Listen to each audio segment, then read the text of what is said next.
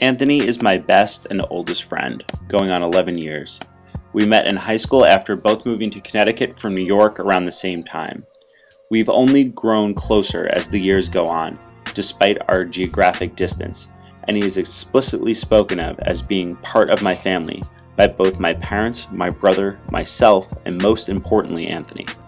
I chose to focus on a series of photographs depicting us together and examined that assumed familial relationship by both looking at the imagery and the history of their reproduction. The photographer here is a mutual friend, long since fallen out of contact. In the background, you can vaguely make out a restaurant, a 24-hour diner called Gold Rock that we would often frequent. The picture was taken after a rave, and obviously at a time when one could still smoke indoors. The sanctum, the social interpretation of this photo, may rest on the analysis of our difference. A comparison of dress, pose, logos, affectations, and physical body all seem to say that we may know each other but could not possibly be brothers, yet here we are, defiantly related. The punctum, the piercing memory for me here is smoke, and its relationship to my image. I'm not the operator of the photograph, but rather technically the spectator. The position of being a subjective viewer, of both being watched and watching, is deeply troubling for me. I hate posing for pictures. I constantly want to go back and slightly change my facial expressions, the way my body is posed, the manner in which my hair is laid. I often smoke cigarettes in pictures in an effort to both distract the viewer from my perceived flaws and to place my image in a position of control over something, here the smoke that I am slowly releasing from my mouth, which creates a mark of absence that serves as a precursor to the spots of damage on the photograph. The picture has either been taped or tacked to the walls in every apartment I've ever lived in. The white blotches on the photograph are tears where tape crudely ripped off took some kind of image with it. While it is certainly not the most careful maintenance of a picture, it is consistent with the constant disregard I have for physical objects of any kind. This was the first time I've ever scanned this photograph, and perhaps it will outlive the physical copy. Two other photographs that now only exist digitally are more of a diptych rather than a single image. Taken at a heaven and hell party by a forgotten photographer, Anthony and I are dressed as two very different angels. Anthony, the Archangel Gabriel, intact and concealed.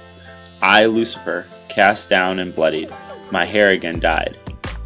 I'll put on a blood-related costume for nearly any occasion, and I'm more comfortable looking at my image, seeing explicit references to death that it contains. Forgotten friends haunt the background, but most puncturing for me here is the fur coat that is behind us in each picture, the favorite accessory of the only person to ever break my heart. Behind Anthony, they appear to be the wings to his angel, which is the preferred way I look back on these photographs. Both pictures are long lost physically, and for this essay I had to copy them off our MySpace profiles, which at this point we rarely even check. They're in at very least their fourth stage of reproduction, and long lost is the fidelity of the image. Its reproduction in high definition on paper will never again be possible, if that's even necessary in this digital age.